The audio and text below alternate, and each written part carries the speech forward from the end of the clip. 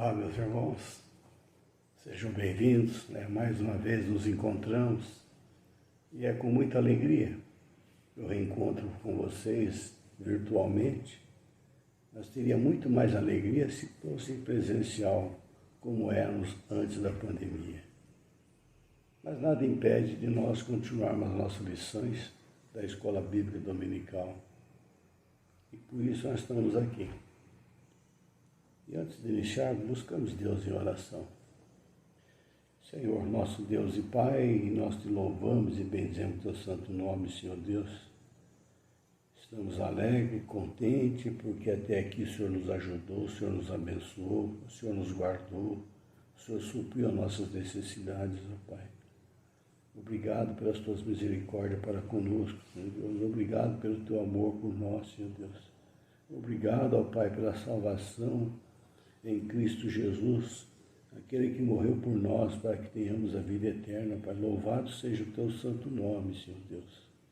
Obrigado, ó Pai, por esse momento de podermos abrir a tua palavra e estudá-la, Senhor Deus, para o nosso crescimento espiritual, para a nossa caminhada, ó Pai. Sem a tua orientação, sem a tua palavra, nós estaremos desviando do alvo, Pai. Por isso precisamos de ti e da tua palavra, Senhor Deus. Instrua-nos nesta hora, Senhor Deus. Obrigado pela nossa igreja, pela Escola Bíblica Dominical. Obrigado pelas demais igrejas também, ó Pai. E que proclamam que Jesus Cristo é o Senhor e que o ensino da tua palavra seja vivo também, Senhor Deus. Fique conosco, ó Pai, porque assim o queremos, a tua presença, no nome santo de Jesus. Amém. Então, dando continuidade, nós estamos estudando o livro de Filipe. E o estudo está baseado em Filipenses. Hoje estaremos vendo lá o texto básico em Filipenses 1, de 12 a 26. E o título é o Evangelho Vivo. E continuamos com o apóstolo Paulo. Ele que começou essa jornada, nos trouxe os ensinos para que nós pudéssemos também caminharmos de acordo com a vontade do Pai. Nessa caminhada de Paulo, ele enfrentou muitos obstáculos, sofreu muitos obstáculos, mas em nenhum momento ele deixou de pregar o Evangelho. O Evangelho estava vivo na vida dele. Estava presente porque ele anunciava o Evangelho. Ele não guardou para si. Ele compartilhou assim como Deus quer de nós e de pregar o Evangelho. Então, Paulo foi um mensageiro do Evangelho vivo de Cristo. E é isso que ele está nos ensinando. E é por esse caminho que nós vamos estar estudando nesta manhã. O apóstolo Paulo desejava que os cristãos de Filipos continuassem a avançar para o alvo, o mesmo alvo que ele tinha em mente. Ele queria também que aqueles que fossem salvos continuassem aquela mesma carreira dele. O alvo era o prêmio da vida eterna. E ele escreveu esse livro por volta de 60 ou 61 anos antes de Cristo, durante seu primeiro encarceramento em Roma. Então a carta de Paulo começou com a evidência de seu amor pelos crentes, como já vimos lá nos estudos anteriores. É uma carta de amor, uma carta de alegria de Paulo. E ele então agradece as contribuições deles pelas promoções das boas novas e orou por que o amor deles aumentasse cada vez mais e fosse abundante na vida deles. Paulo estava contente porque seu encarceramento fez com que ele mostrasse mais coragem para falar destinadamente a palavra de Deus. Ele não se envergonhava do Evangelho. Então, o Evangelho estava vivo na vida dele, e não importa a situação. Paulo tinha o desejo de estar com Cristo, mas ele achava que ainda deveria ministrar aos filipenses algo mais, encorajamento, para que não esmorecesse Então Paulo também queria que eles prosseguissem, se esforçando ao lado a lado com a fé das boas novas. Porque uma das coisas mais belas da carta de Paulo é a insistência que impediram as orações dos seus irmãos. E ele sabia do apoio das orações dos seus irmãos filipenses, por isso ele amava tanto aqueles irmãos lá. E para isso ele demonstrava o seu amor também no ensinamento da palavra, porque queriam que eles também prosseguissem para o caminho certo. Seu corajoso exemplo de pregar desse determinante e eloquente o Evangelho, até mesmo como prisioneiro, serviu, contudo, para infundir ânimo nos corações dos crentes da Igreja de Roma, a fim de que evangelizasse com entusiasmo maior, eles não esmorecessem, que o Evangelho estivesse vivo no coração das pessoas. E o campo missionário do apóstolo é por ele descrito como sendo todo o palácio e todos os demais lugares. O versículo 1, 13 nos diz isso aí. Em todo o pretório. A palavra pretório tanto pode significar o quartel-general de um acampamento romano, como a residência oficial do governador de uma província, ou mesmo a guarda imperial, um corpo que era escolhido de tropas especiais.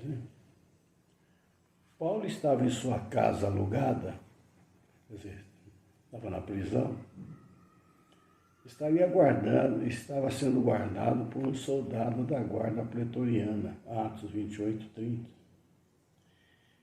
E como essa guarda era constantemente trocada, substituída a cada 8 horas, 10 horas, nós sempre estávamos revezando lá.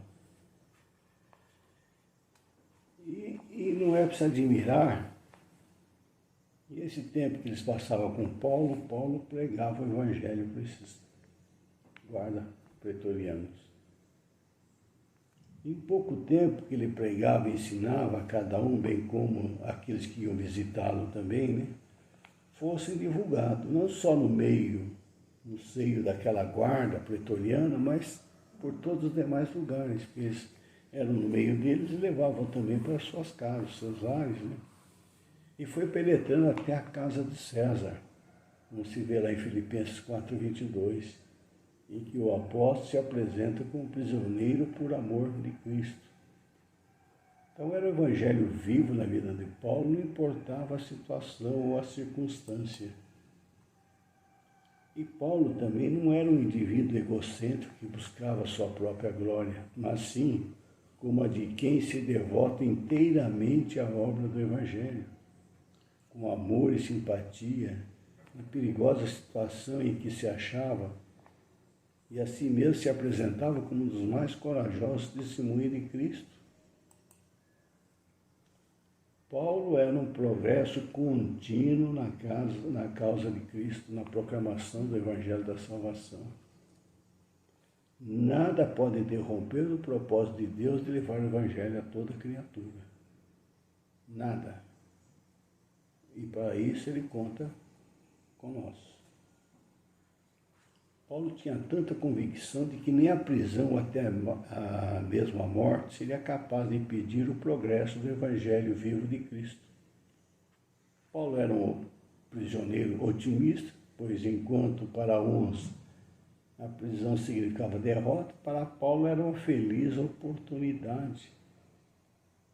Paulo era o autêntico Evangelho vivo de Cristo. O escritor William Hendricks disse de Paulo, Paulo era uma prisão para o progresso do Evangelho.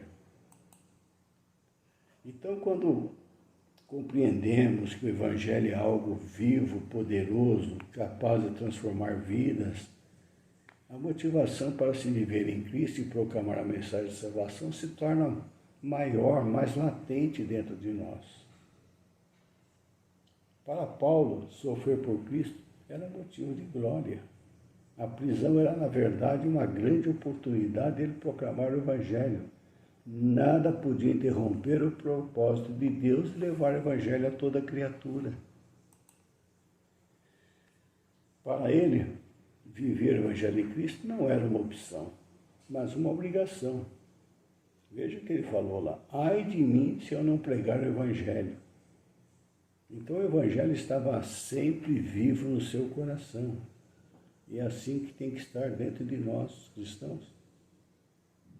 O seu comprometimento era fruto de uma rica experiência com Deus, o qual o vocacionara como apóstolo dos gentios. O Evangelho vivo era o motivo da sua vitalidade, energia e disposição, a ponto de dizer: se não fosse para viver pregando o Evangelho, preferia morrer. Por isso ele dizia: tudo faço por causa do Evangelho. Então aqui é uma lição para nós. Paulo não sabia nada de ciúmes ou ressentimentos pessoais. Se Jesus Cristo era pregado, não lhe interessava quem recebesse o crédito, a honra, o prestígio. Nada lhe interessava que os outros pregadores dissessem dele ou quão pouco amigavelmente se comportasse com ele, ou com quanto desprezo o tratasse e que pretendiam ganhar na corrida. Tudo que lhe interessava era que Cristo fosse pregado. Como é diferente, né, o comportamento de Paulo e os pregadores de hoje. Diferente dos nossos dias, onde encontramos igrejas com diferentes características, onde cada uma delas possui alguns tipos de pregações, ênfase doutrinária, estratégia evangelista, etc. E com isso, a pregação do Evangelho se perde. Então é lamentável o fato que, enquanto milhões ainda não ouviram o Evangelho, as igrejas estão brigando, disputando os mesmos crentes, cada um pescando no aquário do outro. E, se possível, peixe grande, dízimo gordo. Então, o nome do Salvador de Cristo ainda não chegou a todos os povos. E as igrejas estão degradando. Ao invés de empunhar a bandeira de Cristo, se unirem para a pregação do Evangelho, não. Estão se degradando. Uma quer ser melhor que a outra, uma quer ser mais verdadeira que a outra.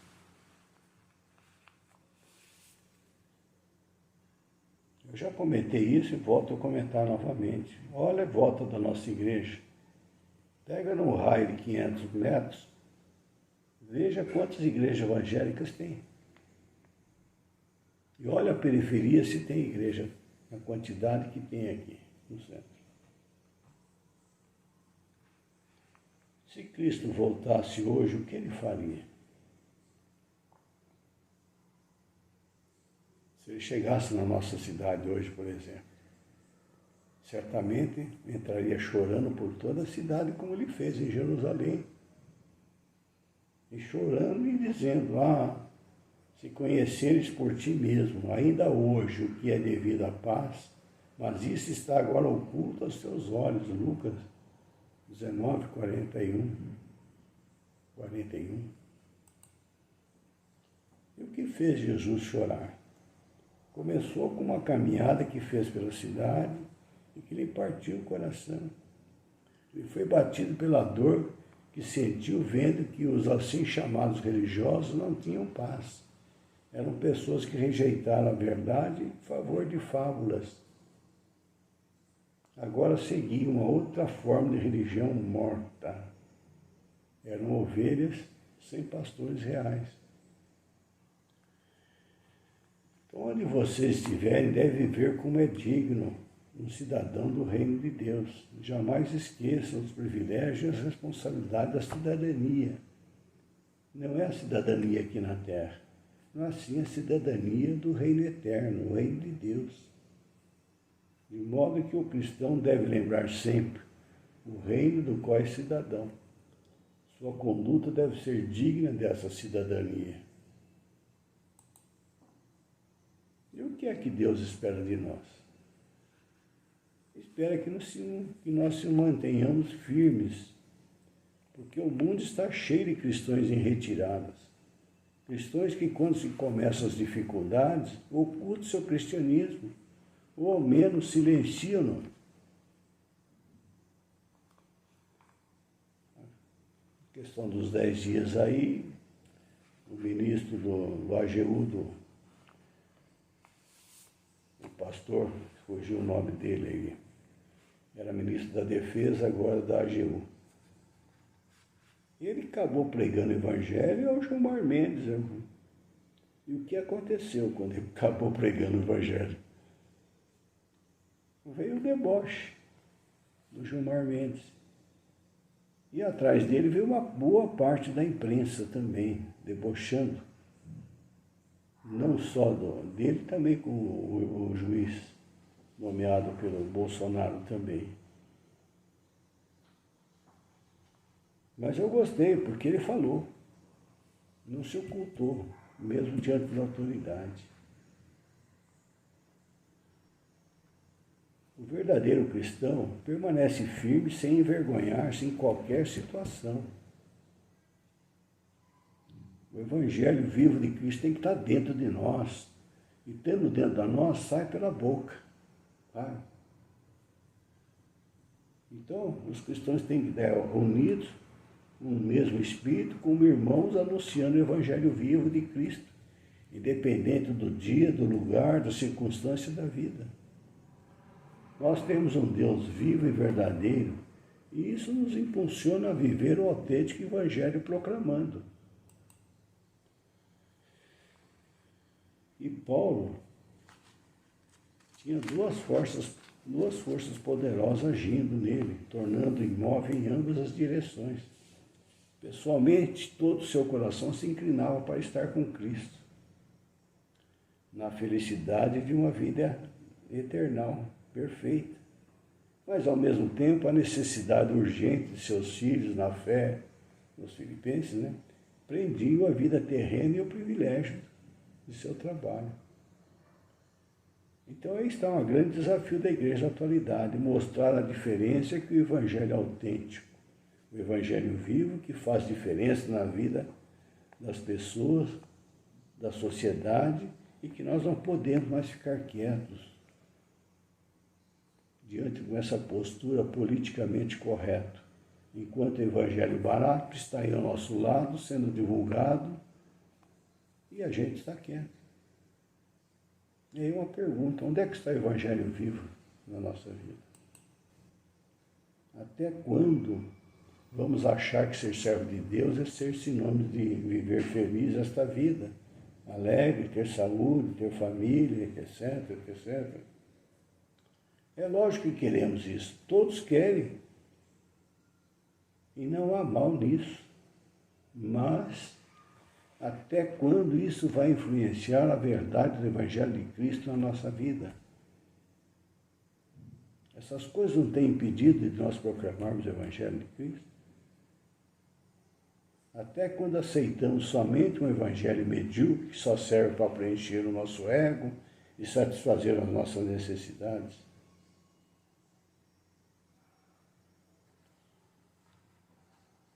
Precisamos esse evangelho estar vivo dentro de nós. O desafio da nossa geração e da vindoura é fazer opções que mexem com o nosso modo de conforto, para o modo de manter o Evangelho de Cristo vivo, proclamando ao mundo. Para manter o Evangelho de Cristo vivo são tarefas nada confortáveis, mas tem que ser feito, mesmo diante de alguma dor que vamos encontrar pelo caminho. Para executar esse caminhar, Deus estará conosco, Deus estará com você. Não estamos só nessa caminhada. Você tem a companhia do Espírito Santo que habita dentro de nós. Então, prossigamos para o alvo que está proposto, com a fé viva na proclamação do Evangelho. Cremos na Bíblia, então cremos no impossível, no Evangelho vivo, simples, onde tudo é por Cristo e para Cristo, onde através dele e da sua graça e misericórdia conquistamos a vida eterna. mesmo diante de problemas, enfermidades e provações que são inevitáveis a todos, sem exceções.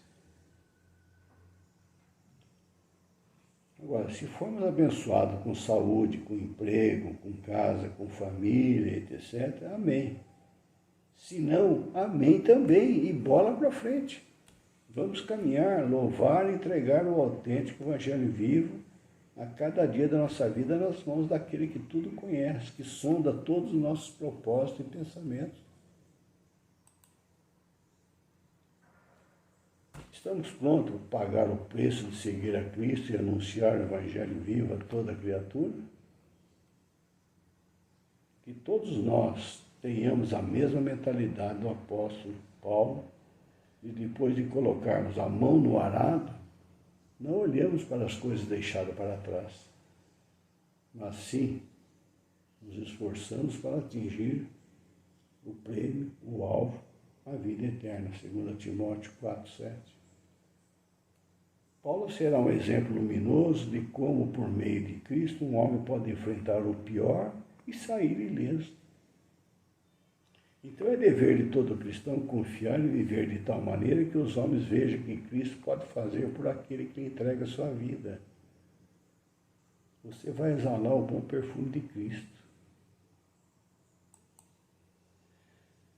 Jamais devemos claudicar na luta da fé. Frequentemente o mal parece não conhecer a derrota. Com frequência, parece impossível que o cristão se purifique do mal e lute contra o pecado do mundo. O cristão jamais deve abandonar a esperança ou claudicar na batalha. O cristão deve continuar sua luta por Cristo sem jamais desanimar. Em tempos de crise, outros podem tremer, amedrontar-se, deixar-se levar pelos nervos. Em semelhantes circunstâncias, o cristão se mantém sereno, dono de si mesmo e da situação. Paulo está nos dizendo, para vocês e para mim a batalha continua. Façamos algo grande por Cristo, mantenha aceso o Evangelho vivo. A Igreja de Cristo, que somos nós, os lavados e remidos por seu sangue, precisamos sair do anonimato e se lançar efetivamente para pregar as boas novas da salvação aos perdidos, a tempo e fora de tempo. É dessa forma que muitos serão salvos e frutificarão para o louvor e glória do nosso Senhor Deus. Nós somos o templo do Espírito Santo habitando em nós. Somos cartas vivas de Deus ao mundo, espalhando o Evangelho. O mundo está vendo em nós. Está vendo em nós o quê? Somos cristãos. Então procure viver como Jesus ensina, pois talvez você seja o único Evangelho vivo que muita gente vai ler na vida. Seja o Evangelho vivo na caminhada pelo mundo, porque o Senhor nos convida, segue-me. E nós vamos responder o quê? Eis-me aqui, Senhor, envia-me a mim. Que Deus abençoe você, meu irmão. Espero que tenha trazido luz para você sobre o Evangelho vivo de Cristo. E que nós sintamos cada vez mais animados em proclamar o Evangelho de Cristo. Deus os abençoe, o Espírito Santo complete em seu coração. Nos encontramos na próxima semana. Fique com Deus. Um abraço virtual a todos.